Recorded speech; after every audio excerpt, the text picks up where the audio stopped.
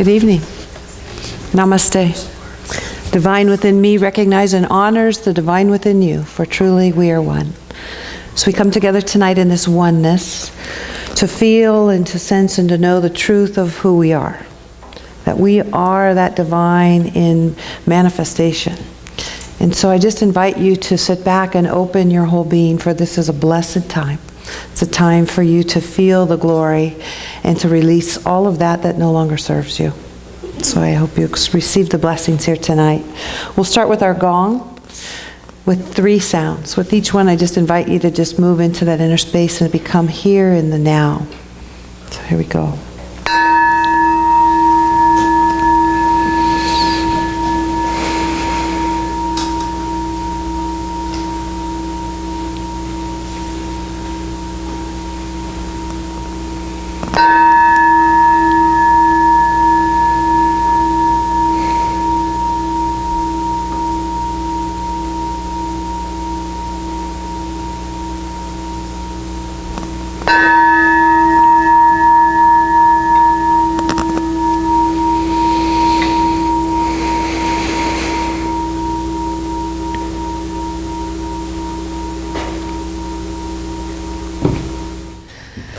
Hello everybody, welcome to Wednesday night, our midweek service, where we get to take the opportunity to stop the busyness of our week and remember.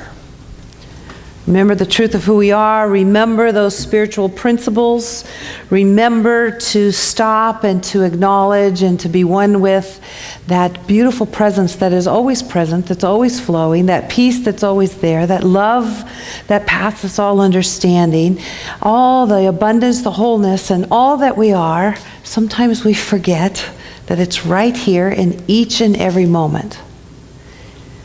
Our whole being knows that, because that's what we're made of, in the image and likeness of, but it's through our awareness and our consciousness, it's through us consciously choosing to remember and to open up to and to focus on and set our intention and our desires on that truth, that we allow it to be alive in us and to be the demonstration of the life we are walking with every step and breathing with every breath.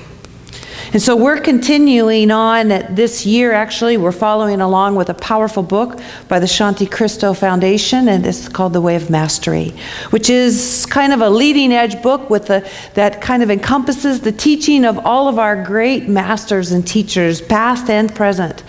And it's an opportunity to just be anchored in that truth. A lot of us have been having some major shifts and transformations from it.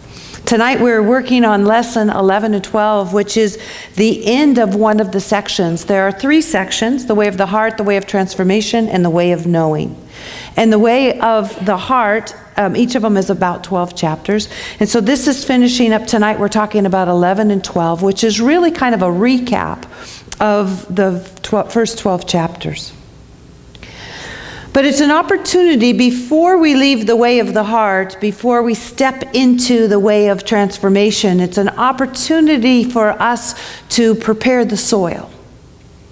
It takes us on this journey of really anchoring in on who we are, with the desire to arrive at a place that I'd like to share with you. The book says, I promise you this: if you become wholly committed to awakening from the dream, and if your one desire is to be only what God created, then lay at the altar of your heart everything that you think you know, everything that you think you need, and look lovingly upon every place that fear has made a home in your mind, and allow correction to come. It will come. Regardless of how you experience it, it will come. And the day and the moment will arise, and all of your pain and fear and suffering will have vanished like the wind that pushes the foam of the wave away, revealing the clarity of the ocean beneath you.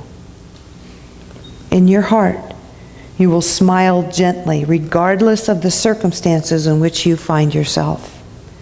There will be peace from the crown of your head to the tips of your toes, And that peace will walk before you wherever you go. It will enter a room before you enter it with a body. And those who are becoming sensitive will wonder who has come into their place. That's a tall promise, but that's what's possible. That we can walk through, that we can float through, if you will, this life, where we're of this world. We're paying attention and we're on this leading edge and we're creating, but we're not pulled down by the world. But that we literally see with eyes that see from a perspective that is high, and that is the truth of what's really happening.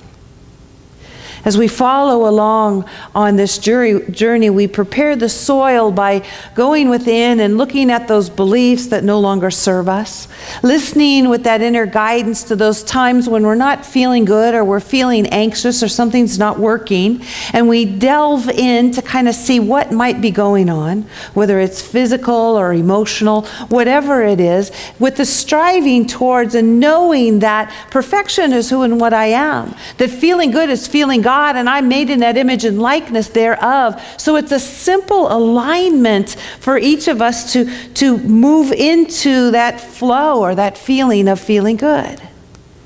We prepare the soil by making sure that it's not hard, that we're not rigid in our thoughts, that we're open, that we've actually tilled it and we're pretty loose in the perspectives from how we see things, knowing that perspectives are infinite on the ways that we can choose.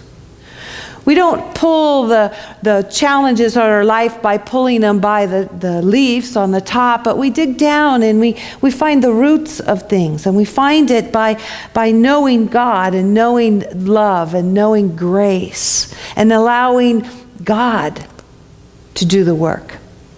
I remember when my dad loved trees. He just loved trees, and he owned a lot of different houses. And he used to dig a hole, and he'd start digging it, but the soil was really hard. And he said, "You don't have to dig this hole." He'd take the hose and he'd put the hose in the hole. He said, "Let God dig the hole." It prepared the soil. God softens us. God opens our heart. God reveals to us those things that we need to know right at the perfect time when we have all the tools to handle it and transform it. And so we step into that place of the divine. We step into that place of love, and things happen. It talks about in chapter 11. Chapter 11 primarily is a meditation. And there's this, when you get the book in the back, there's a CD, and it's actually Joshua speaking this meditation. But it talks a lot in these last two chapters. Pretty much it's a review, and it has this meditation, but it talks about where we reside. Do we step down into that place of the heart, into that place of silence, into that place of trust and peace and knowing, kind of stepping down, not affect this outside world, but that inner sanctuary? Do we reside there?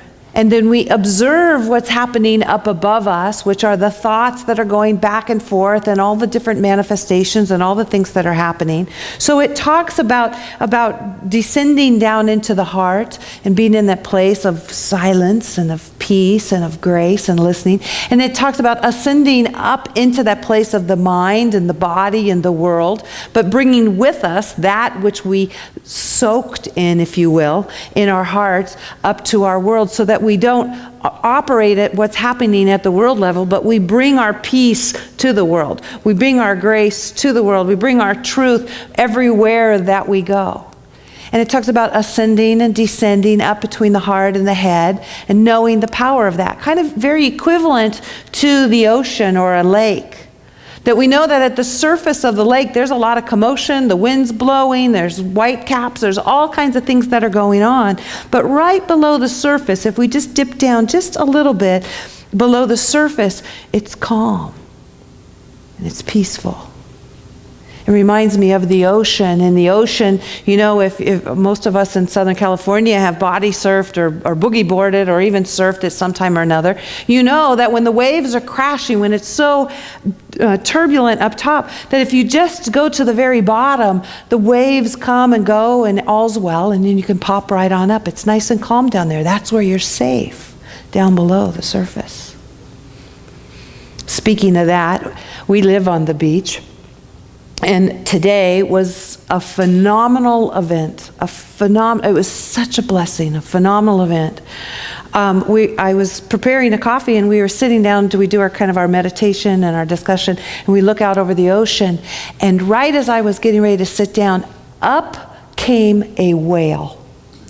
And this whale was no farther than here to the parking lot from us. It maybe was 100 yards. It comes up out of the ocean, and I'm like, Rick! I'm just screaming, Rick! And we start watching, and there's 4 of them, right where the break is, where the surfers are, there's 4 of them. It's a real eating space right there. And they're huge bodies. There must be 30-foot bodies, giant bodies, and their tails are going up, and their fins, they're laying on their side, and their fins are going up. We think that there was at least 3 large ones and a baby. And it was like a show right out of the movies for like 30 minutes. And it was so amazing just to watch. I mean, it was right there, right in front of us to watch it. And what was even more amazing is how the word got out so quickly, because we're watching it, but we're looking down the coast, and there's all kinds of people that are watching this beautiful show. We live in Oceanside, and it was so incredible. I mean, it's like, how blessed you are to catch it at the right specific time and to watch this creation of God that's happening right there. I mean, literally all day I've been like buzzing because I feel like it was such a gift.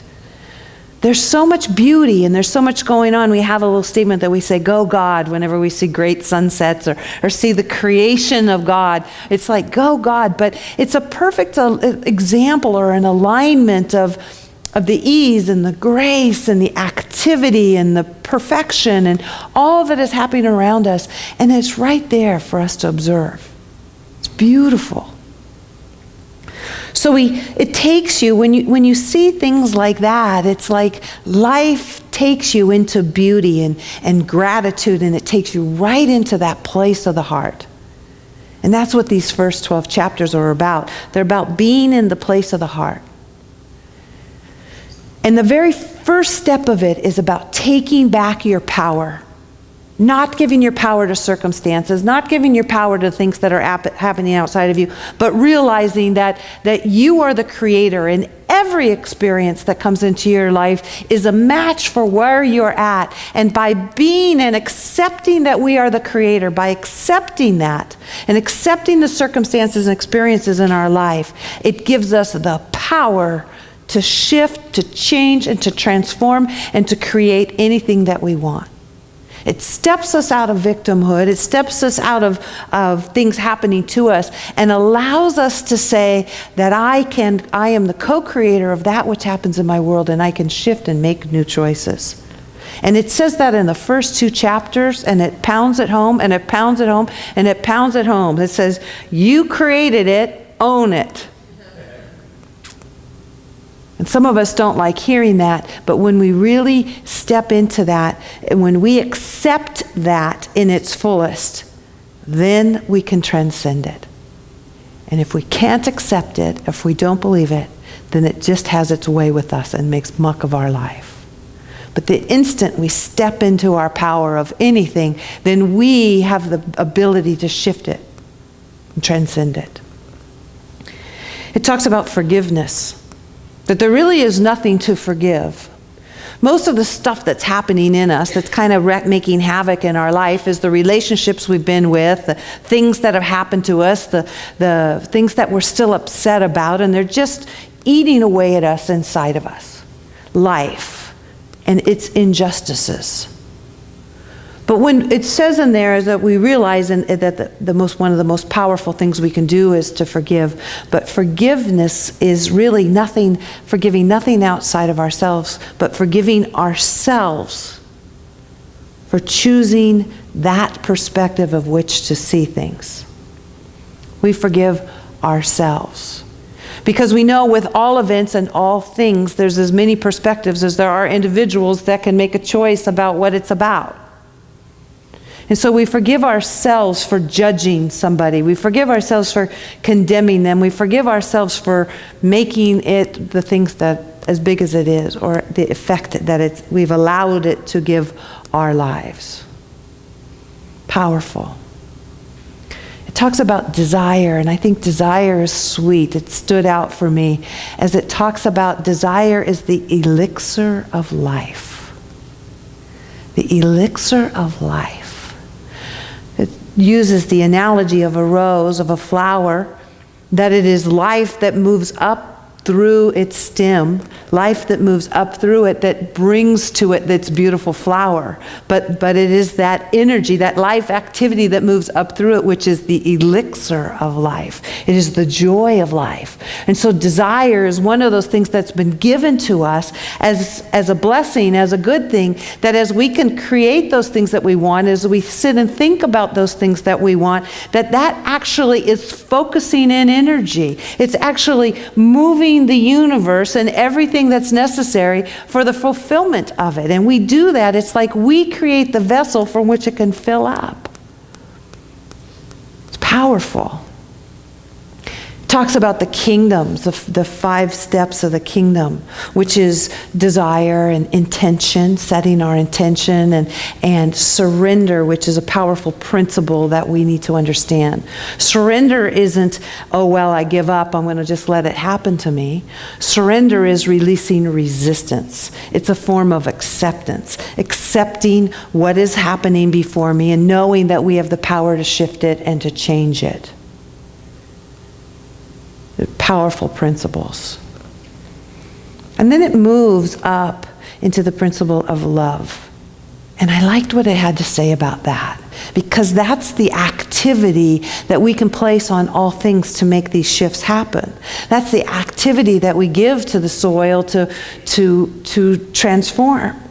It says love embraces, so it can embrace, it can accept, it can embraces all things, heals all things, and transforms all things. And that's the statement that really stuck with me. Love transforms all things. We've seen it happen. We've seen it happen in relationships. We've seen it happen with individuals.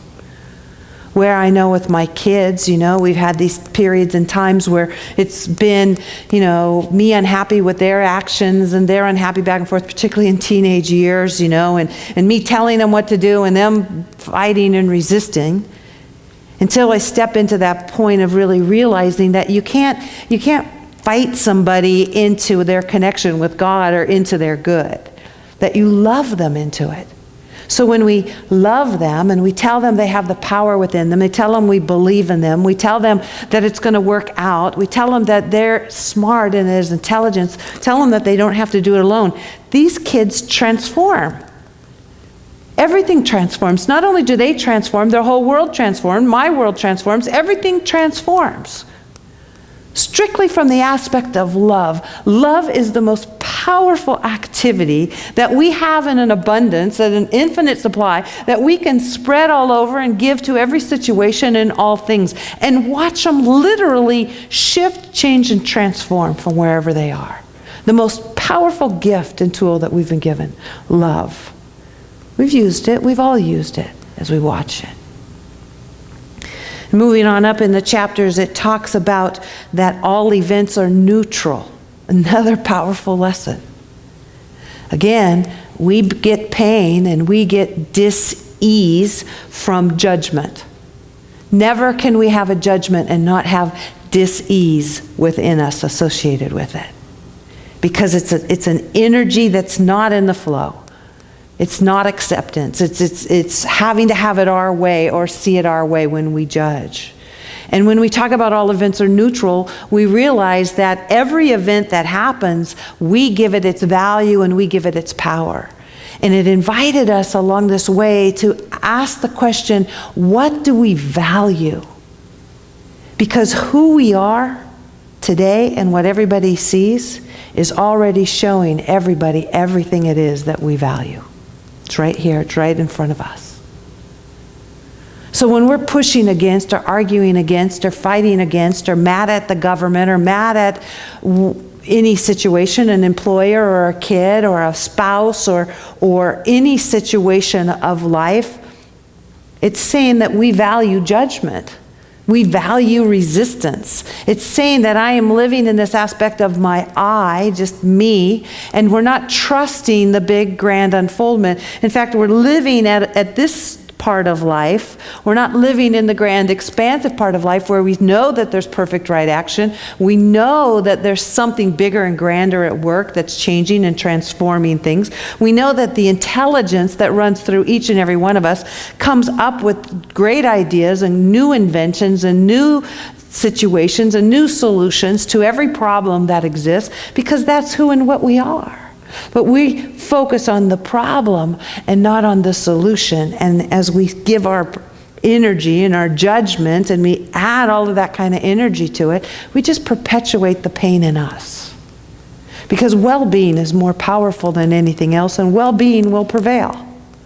And even though we're all caught up in knots about it, there's those that are in that higher perspective, which is more powerful, and shift and change happens. All events are neutral. They're just unfolding as part of the great creation of life that we are living.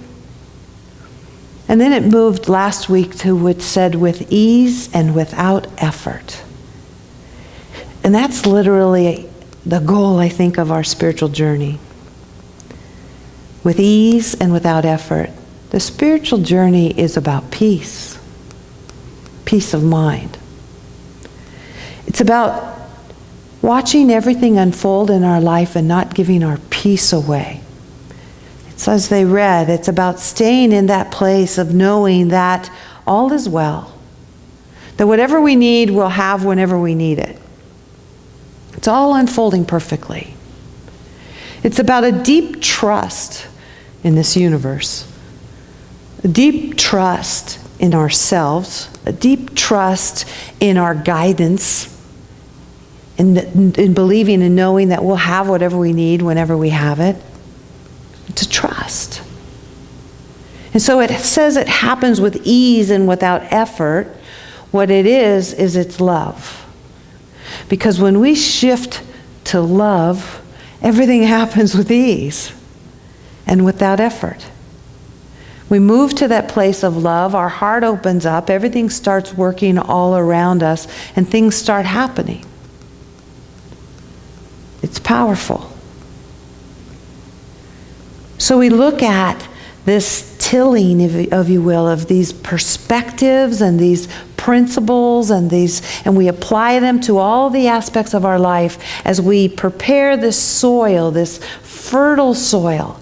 And it asks us to do an exercise, one primary exercise, which is 5 minutes a day. And it's about planting the seed. It talks about the pebbles of awareness. That what we're doing in each and every moment is as we put our thoughts out there, it's like throwing a pebble in the pond of awareness. It vibrates or it moves out and it touches those that are of like kinds, the surfaces, and then it reverberates back to us. What we put out always comes back, is always there. So it's about consciously placing into the pond of awareness those seeds that we want to see. It's about taking time each day to remember the truth, to say, who am I? What do I value? I value love. And placing seeds of love in our world, about our body of affair, about our business, about all that. Just consciously taking 5 minutes to place the seeds of those things that you want to see, of beauty. I want to see beauty everywhere present. I want to accept all that's unfolding and all that is. I want to live in a deep sense of trust. Trusting the perfect unfoldment. For I want to have the eyes that see the perfection that's going on all around me instead of eyes that are in that small area and only looking at one piece of the puzzle. And we plant those seeds 5 minutes a day. Just plant those seeds of that which we want, and then we go about our day. For transformation happens. It's a vibrational thing that happens. We don't have to remember all these principles and all these things. We step into that place of love and our vibration changes, and those other things fall by the wayside or come up for us because we have the tools to clean them out, to see them. And so I want to close with a prayer.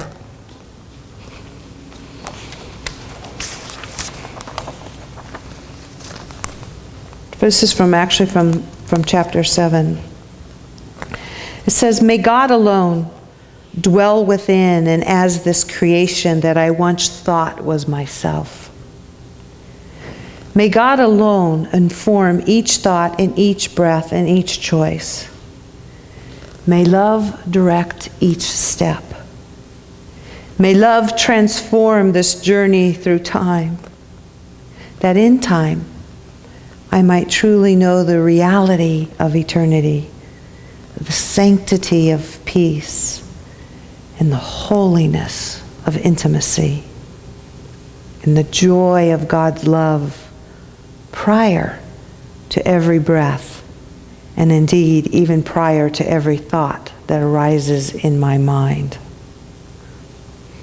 For the whole of creation is waiting to move through me, and I want to be aware of it. I want my experience, my lived consciousness, to be blissfully absorbed in observing the flow of love through me. I want my awareness, my lived consciousness, to be blissfully aware of what's moving through me. For we know that we never walk alone, that we are surrounded by this loving presence that is holding us, guiding us, leading us, calling unto us, protecting us, is right there with us. We are never alone. And so let us just rest in the caress of God. It was said in chapter 12, let us rest in the caress of God, because that's what's around us. Can we just let go and rest in it? So we're beginning to start the chapter in a couple of weeks of transformation. So I invite you to pick up the book if you haven't had an opportunity to, and let us continue planting those seeds and tilling our soil and keeping it clean, for we know transformation is unfolding. Let us turn within as we just give thanks for this time of coming together. This beautiful last 12 lessons of the way of the heart. For I know that each of us are those beautiful emanations of God. That anything that might be in the way that's showing up as strife or challenge or lack or health issues, anything that's in its way has no power. For there's one power and one presence. That power and presence is the divine, is God, is the Creator, which moves and has its being as each and every one of us. So I resist not. I rest in that high perspective, that high vision, and I let God be God. I let God be God as my life, as your life, as all that is unfolding. Something powerful, something magnificent, something wonderful is right here, right now. And I want to live consciously aware in the bliss of it. So I allow it to be. And so it is. Amen. May you always feel the embrace of God. May love and light fill your heart. May you know that your every step is guarded and guided. And may you feel, sense, and know God's amazing grace. For it is in, through, and around us always, and in all ways. God bless you all. Go forth in peace. Good night.